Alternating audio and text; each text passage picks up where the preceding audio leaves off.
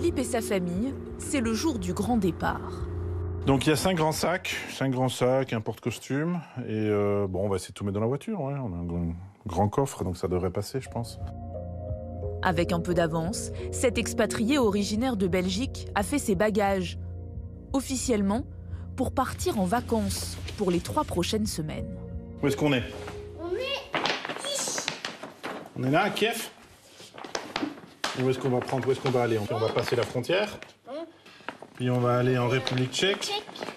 Puis on va aller à Düsseldorf. Et après Bruxelles. Mais Bruxelles est là-bas, on a entouré. Peut-être on peut encore passer par la Suisse. Ah, Genève, voir ton frère. Ah, peut-être, on va faire ça, oui. Et après, on va en Bretagne, hein, en France.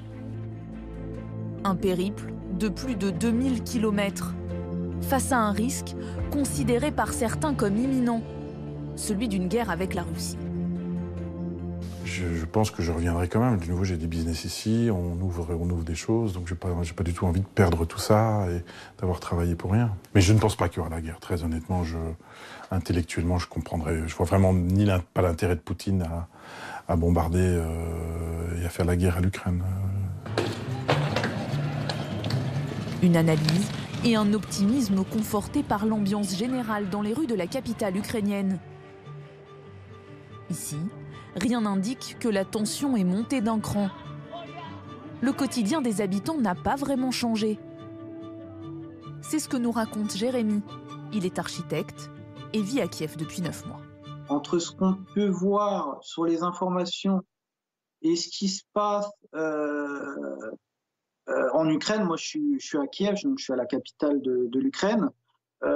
Hier, j'étais par exemple au restaurant avec 2 Français et un Belge, dont un Français qui a un bébé. La vie continue son cours. Il n'y a aucun soldat dans les rues. Il y a strictement rien, comme si c'était la vie au quotidien et qu'il n'y avait rien de grave qui allait se passer en fait. L'ambassade de France conseille tout de même à son millier de ressortissants de faire quelques réserves en eau, en nourriture et en vêtements chauds. Elle les encourage aussi à remplir le réservoir de leur véhicule. Mais à aucun moment, elle ne les incite à quitter le territoire. Une manière de les rassurer, pour l'instant en tout cas. Mais certains parents n'y croient pas et préfèrent prendre les devants.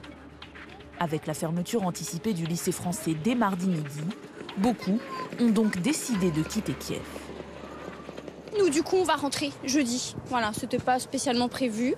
Alors moi, je ne travaille pas ici, je suis mon conjoint, donc du coup, j'ai pas forcément de nécessité à rester. Donc dans le doute, je préfère partir pendant 10 jours.